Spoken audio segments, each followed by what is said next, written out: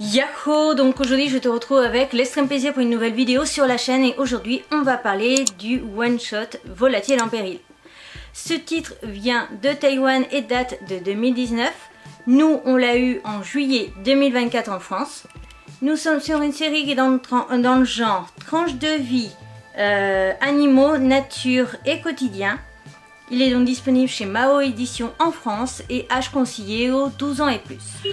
On continue avec mon avis sur la qualité du dessin. Je te dirais qu'elle est super sympa et très agréable. Pour ce qui est de l'histoire, l'Institut des oiseaux sauvages de Taipei est spécialisé dans les soins des oiseaux blessés. Le sauvetage de ces créatures est un défi quotidien pour les bénévoles qui doivent faire de leur mieux pour répondre aux besoins spécifiques de chaque oiseau. Qu'il s'agisse d'un albatros sauvé à la noyade, d'un bussard blessé ou des bébés chouettes esselés. Chaque rencontre douce et éphémère change à jamais la vie de leurs protecteurs. Volatile en péril raconte leurs histoires émouvantes. Donc en fait on suit, comme c'est dit, une association de gens qui aident les oiseaux du coup blessés qu'ils rencontrent et essayent de les soigner jusqu'à les remettre en liberté.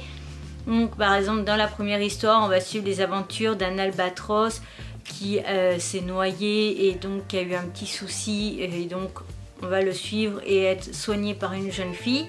Après on va suivre dans le deuxième chapitre, on va être sur un chapitre, une aventure au final, même si on suit l'évolution des personnages et si on revoit les personnages qu'on a vus par exemple lors du chapitre 1, on voit ce qu'ils sont devenus au fur et à mesure.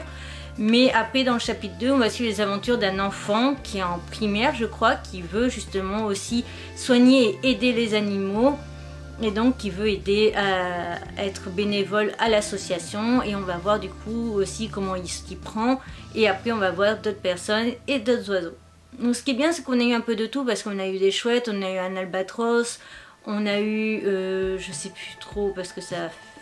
Là le jour où le film on est le 18 avril et je l'ai lu du coup au tout début du mois vu que c'était à Barcelone. Mais voilà, donc on a découvert pas mal d'oiseaux différents, on a découvert du coup au fur et à mesure, on nous expliquait vraiment leur façon de vivre, leur façon de faire les choses, etc. Et on voit bien que chaque type d'oiseau a ses informations à retenir et que si tu as soigné un type d'oiseau en particulier, par exemple un oiseau qui a plus l'habitude d'être au niveau du côté marin, bah c'est pas les mêmes soins que si c'est un oiseau par exemple comme une chouette ou etc. Donc c'est ça qui était très intéressant parce qu'on a appris au fur et à mesure des informations sur chaque type d'oiseau. Et ça c'est quelque chose que j'apprécie tout particulièrement parce que j'adore quand les mangas me font apprendre des choses et des choses réelles. Et ça c'est quelque chose vraiment que j'apprécie énormément en ce qui concerne les titres. Donc je dois aussi avouer que je l'ai lu via l'application Nextory et que je trouve ça très intéressant qu'il ait proposé parce que honnêtement, malgré le fait qu'il soit sorti quand même en juillet 2024, les éditions Mao c'est pas une maison d'édition où les informations sur leurs titres j'en loupe beaucoup en fait et donc c'est pas systématique où à chaque sortie de leur titre je vais être au courant. C'est une maison d'édition où je ne sais pas pourquoi beaucoup de leurs sorties moi j'ai pas forcément l'info, soit parce que aussi ça fait pas mal de temps que j'avais arrêté de regarder les plannings de sortie des maisons d'édition parce que j'avais beaucoup à rattraper.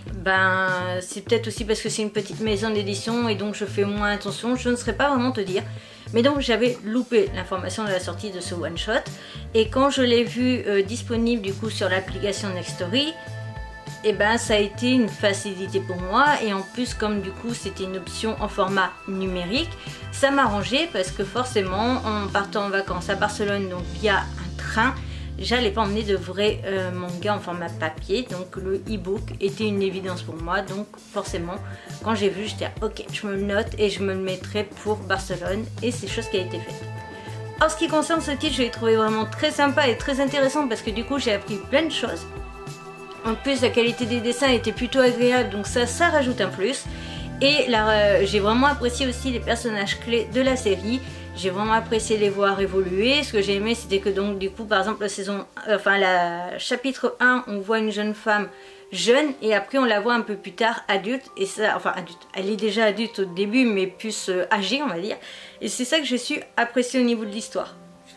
Parce que honnêtement, on aurait été juste sur un chapitre, un oiseau et un nouveau bénévole, j'aurais été un petit peu déçue, et là pas du tout.